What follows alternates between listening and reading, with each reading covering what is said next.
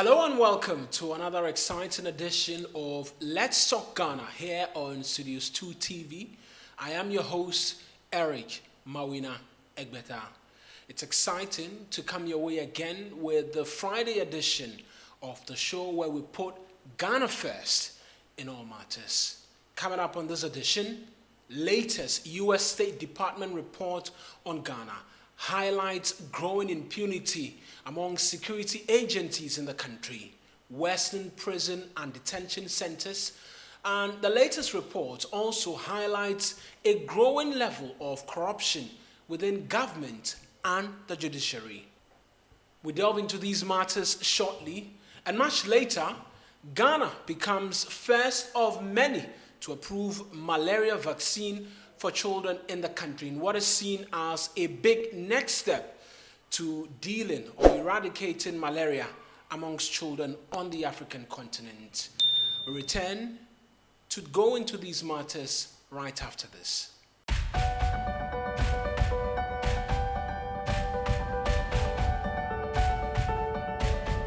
Welcome back. This is Let's Talk Ghana here on Studios 2 TV, on Facebook and on YouTube. This show airs every Monday, Wednesday and Friday, and it is always a delight to hear from you as to exactly the matters that we bring to you every time we come to your homes and on your phones. On today's edition, the U.S. State Department has released its country report on Ghana.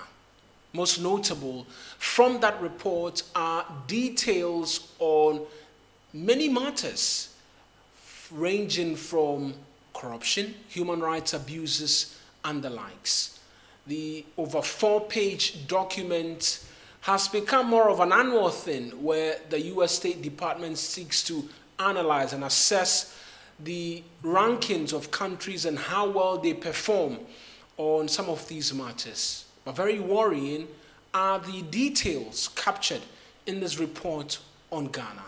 We'll walk you through the details as have been captured by this latest report by the U.S. State Department. And the first is matters on torture and other cruel or inhumane or degrading treatment or punishment meted out by none other by security agencies in the country. And worst off, the Ghana Police Service. The report details impunity remaining significant in the Ghana Police Service, particularly regarding corruption and bribery. And they go on to say that investigation and complaint processes do not effectively address reports of abuses and bribery. That's one of the many things that's been highlighted by this latest report on Ghana. Then there's a challenge of prison and detention centers and their conditions.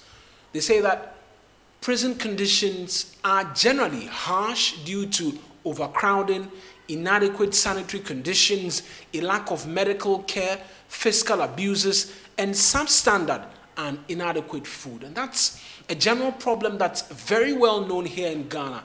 The Pentecost Church has attempted to try and aid in dealing with the congestion in our prison services by building new prisons and detention centers, amongst other things. But it continues to remain a worrying problem that does not meet government attention, or the government doesn't see it as a problem as much as it's highlighted by civil society and rights groups.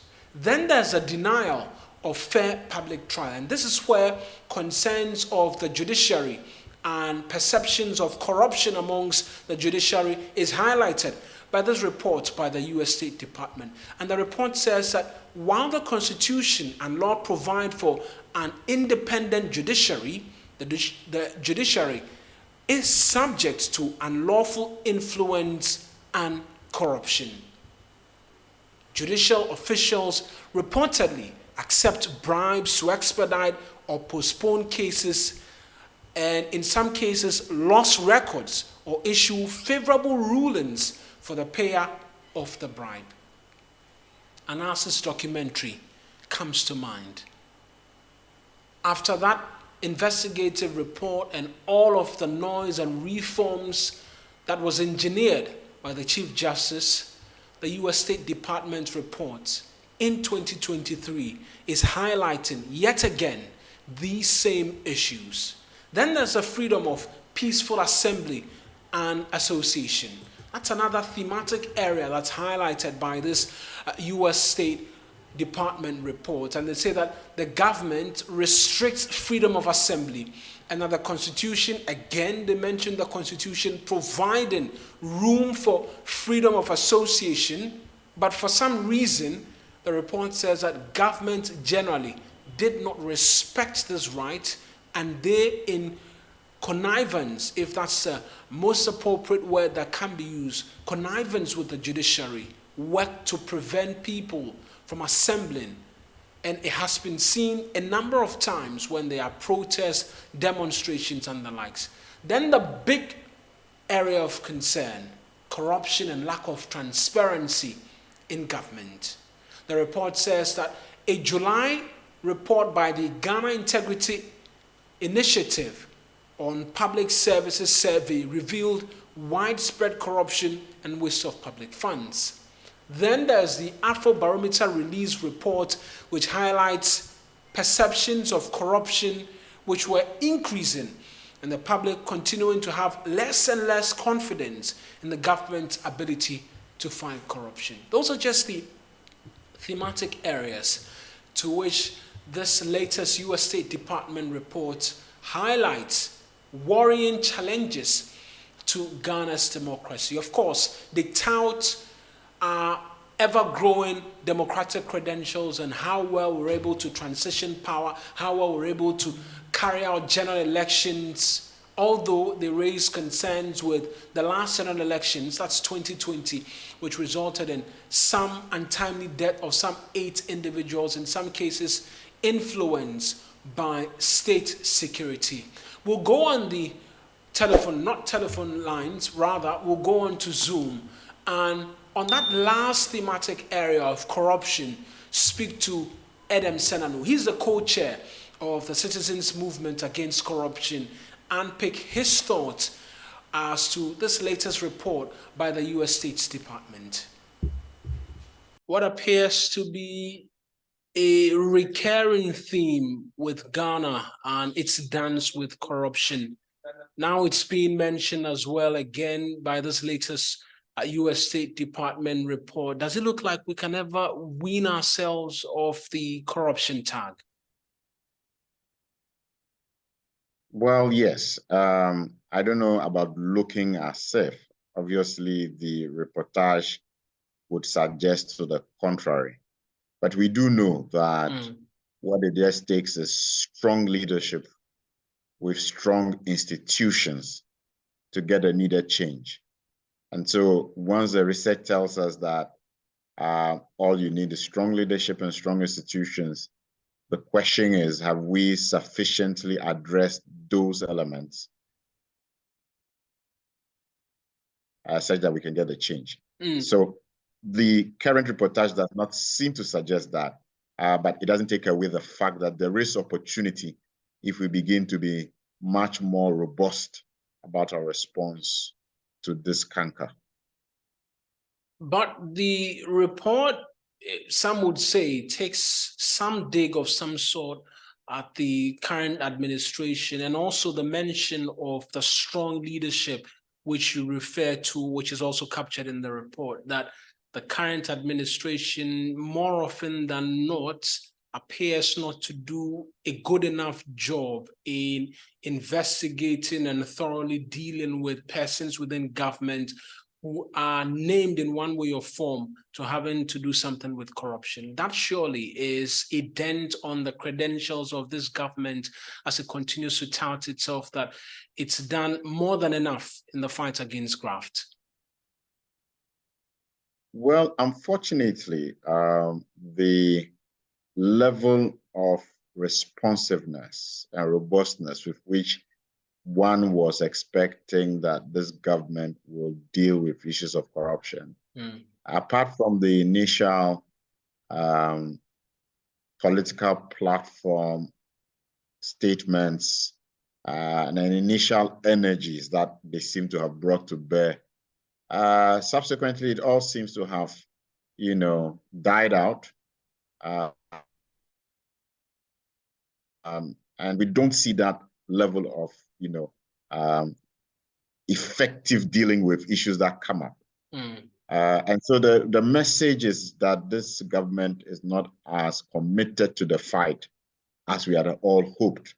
And yes, any report that portrays the facts as they have been done in this is just trying to, in my view, draw attention to leadership that they are not doing as well as they thought they are doing, or they have portrayed themselves to be doing. The expectation would be that as these reports continue to come up, not just a report like this, the Auditor General's report, we saw it, the defense which came from government, there's the Afrobarometer report on surveys and the likes.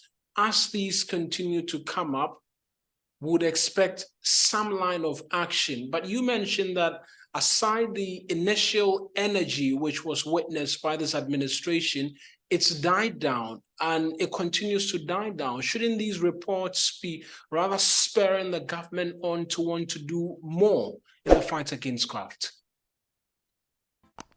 Ordinarily, that would be the expectation. And so it leaves some of us wondering whether the policy analysts and those who surround the presidency are doing a good job of paying attention to what the details are in the various reports and translating that to various policy resolutions intended to turn things round. It appears that we don't have enough people paying attention or understanding, and perhaps they are distracted by other things that they are paying attention to. Unfortunately, in a period where we have great financial need, on one side, clearly the issue of corruption and the losses that the nation and the state is suffering as a result of corruption takes center stage, because then we can say that, look, on an annual basis, you have 3 billion or so being lost. And that is money that would make all the difference to the various issues that we're trying to deal with. So it is a critical issue. Critical, yet not enough attention almost being drawn to it. They touch on the special prosecutor and the work that he's been doing. We've seen Kissie Jabin come in. He's been trying to get things done at the special prosecutor's office. I'll just ask on impressions in the last few months of the special prosecutor as well, if enough has been done, because he raised earlier concerns which were raised similarly by Martin Amidu, lack of investment, the salaries which had not been clearly defined. Are we beginning to see a well-rounded machinery now that can fight graft as was intended by the president? Well, I think that the current special prosecutor gives us a glimmer of hope. And that's an example of strong leadership. I would not say that there's a strong institution, because it's still being built, and it is reflected in their capacity, because over and over again, he refers to the fact that we don't have adequate logistics, we don't have the resourcing, and there's several cases that ideally, simultaneously, they should be investigating and giving us feedback on. So I think that he has performed creditably.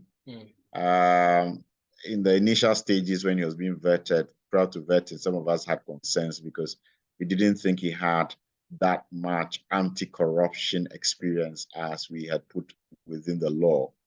But I think that that's the kind of person we are looking for. And if we can identify many more of such persons to be at the front of the fight in various sectors, we probably will make more traction over time. But it doesn't take away the responsibility of government to demonstrate the political will, which would then translate to the kind of financing and the support when reports come up such that these issues are taken on board seriously. Persons who need to be suspended till investigations are concluded. Reports are allowed to emanate from the investigative agencies and not sent to the presidency and apparently cleared.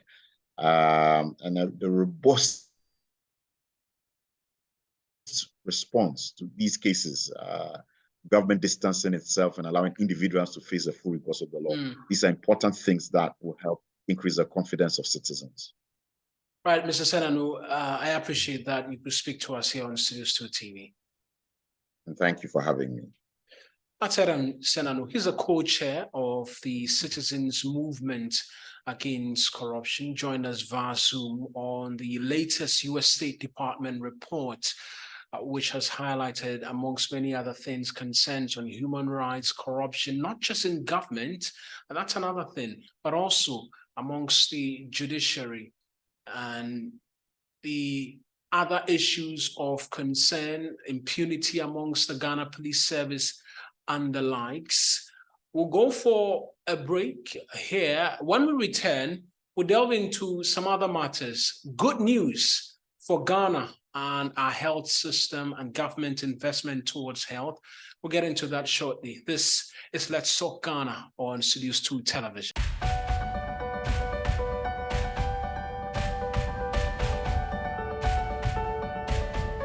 Right, you're welcome back to Let's Talk Ghana here on Studios 2 Television, on Facebook as well as on YouTube. Like I mentioned, we're live every Monday, Wednesdays, and Fridays. Always leave a message for us on the stories that we bring to you here every Mondays, Wednesdays, and Fridays. We're delving into another matter, one that would excite health workers and health practitioners and advocates alike, because Ghana has become one of the very first African countries to approve a malaria vaccine for children.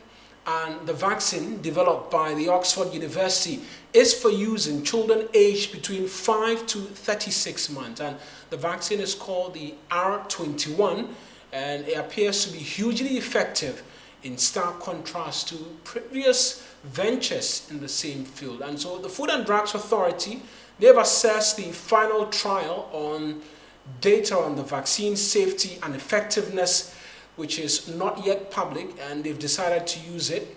And so the World Health Organization now as well is considering approving the vaccine. The question really for lots of you who might be watching is why this is such great news. That's because malaria kills about 620,000 people each year, most of them young children. And so it's pretty much great news, but how well have these trials proven effective? Let's engage the thoughts of community health advocate Samuel Arthur and get some understanding from him as to what this means and how well it can be used going forward. Mr. Arthur, many thanks for joining us here on Studios 2 TV. Fantastic news, this final approval of vaccines, malaria vaccines for children. Talk to us about how much of a game changer this is going forward. Great. So I guess this news is heartwarming.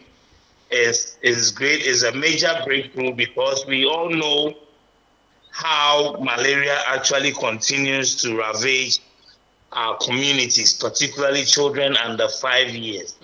And we know that still malaria is the top killer of the first 10 diseases actually that take the lives of people in this country. Malaria still remains up among those 5. So for me, this approval is great. It's good news, but then also there are a few concerns I guess we may also have to look at. And what could these concerns be? One, as we speak now, little children, most of them who are between age 0 to 18 months, already take some antigens, okay, from the polio to the rubella, the cholera, the tetanus, all the vaccines they take. There are quite a number of them, about 13 antigens now. As we speak, these 13 antigen, a couple of months ago, they were even in short supply. Right. And we saw the issues, all the issues that came about now. They came in short supply because government was not able to raise their counterpart funding, which is supposed to go in timely to ensure that these drugs would have been ordered in good time, so they arrive in good time to prevent the situation where we have shortages. Right. Are you getting me? Right. So my worry is, if we already have vaccines that our development partners are paying for more than 70% off, and we are supposed to get just some counterparts of it to make it up so we can buy these vaccines, and even that we are reneging and we cannot do it, are we sure we can be able to sustain this new vaccine we want to roll out and roll it out such that we can reach almost every child, and then at the cost which is also reasonable or at virtually no cost at all? Right. And once it begins to roll out, can we be able to sustain it? I mean, make sure that we have clear budgetary commitments over time to ensure that people that begin these vaccines may not have to break within the regimen, depending on the number of doses they may have to take to get total protection. So these on top of my head are quick concern. The other issue is, of course, it's not based on science though, but I'm still wondering how children below 18 months, by the time they are 18, probably have taken over 13 to 14, about 15 antigens. It looks like it's becoming a little too many. Can we begin to look at if some of these antigens could be merged, particularly the injectables, because of the discomfort and pain and some complications it comes with in the lives of some of the other children? So, of course, it's a great breakthrough. We are happy. The FDA approving it also is great, meaning the drug is efficacious, it has been tried, and it is safe for consumption. But my point is, in the rollout, we should be sure that communities that are endemic, you see, where malaria is endemic, we should make sure the vaccines are available always in those communities. And then also we can move to the less endemic areas so we can cover the entire country. Right, but unfortunately, I don't have the data on the trials and the various results. But as long as we know FDA approves it, we are sure that this drug is efficacious and it's something we can rely on. Right, but I'm looking at the financial muscle and sustainability of this wonderful breakthrough so we can save lives, not just today, but several years ahead of us. Right, but on the bit on ensuring that these vaccines reach endemic areas and the likes, we have an extended program on immunization that, from all indications, hasn't been defective in any way or form. The line is still breaking, unfortunately. Can you hear me, please? It's better now. Right, I'm asking that on the bit of effective immunization plan, there doesn't seem to be a challenge with the extended program on immunization, which we've been rolling out in the last few years. And so won't the expectation be that that can deal with the concerns of these vaccines reaching endemic areas? On the other bit of the concern you raise about whether or not government can make enough budgetary allocations available, the expectation has always been with Parliament and the approval of these budgets and the expectation that they can hold the Finance Ministry responsible in issuing these releases or these monies to the relevant agencies to get these vaccines in. Some would say that maybe we should wait and see when the rollout does begin, then we can begin to cross our T's and dot our I's. Yes, of course. Like you say, we could take the option or the line of waiting to see. But you see, we are already burdened with a disease which is taking a lot of lives. You get me?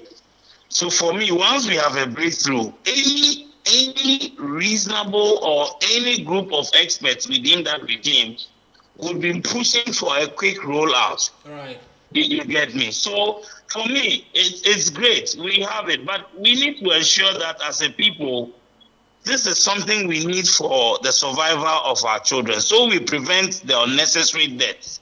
And for me, it's a matter of urgency. We need to push this as quickly as possible. Just like we did for COVID and for COVID, particularly because it was a pandemic and it came at a time we're not expecting. If you look at the number of deaths we are getting from malaria, we equally could be declaring an issue of a case of emergency here. So it is obvious that malaria is killing us. And once we have this breakthrough, like we say, you put your money where your mouth is. Let's invest. Because if we are able to ensure that all children are getting these vaccines and getting as many that they need to take within the regime they have to take, so they have total protection, what it means is it takes away the huge burden on our healthcare spending. Okay, it also takes a lot of part of it on government and even on caregivers or parents or guardians who take care of these children, because when your child goes down with malaria, until your child is well, probably you may not have time to do any other thing. Right. So a lot of man hours is lost, which we would have regained if we are sure that the children are not as many times reporting with that condition. So it is something I would wish we roll out as soon as possible. And then we ensure that within all the budgets, all the allocations, particularly if we may not get funding for any other thing at all, for these vaccines, these life-saving vaccines for malaria for children, they will be there when children need it. Ms. Arthur, I want to thank you for speaking to us. Very grateful for bringing this issue up, and I hope we get a better roll-up story as we move on. That's Samuel Arthur. He is a community health advocate speaking to us on the announcement of the malaria vaccine here in Ghana. And I mean, another aspect which he might not have mentioned is that Ghana is not the ones producing these vaccines on a whole scale. The malaria parasite continues to cause havoc on the African continent, but the African continent is not spearheading the production of these vaccines, and we will be relying on the European nations and other powerhouses to produce these vaccines in huge quantities. Then we can put procurement processes in place. But it's great news nonetheless that there are vaccines now approved by the Food and Drugs Authority which can help. And one of the many killers of our children at infancy stages across, not just here in Ghana, but across the African continent in totality. That's how we'll end today's edition of Let's Talk Ghana here on Studios 2 TV. Came to you live here on Facebook as well as on YouTube. We're live every Monday, Wednesdays, and Fridays. The pleasure is to have you leave a message for us always on the stories and the conversations that we bring to you, because we're interactive always. Find me on Twitter at Mawena Eric and on Facebook, Eric Mawena Egbeta. Leave a message and we'll do the reading for you. Till we meet again on Monday, do enjoy the rest of the weekend.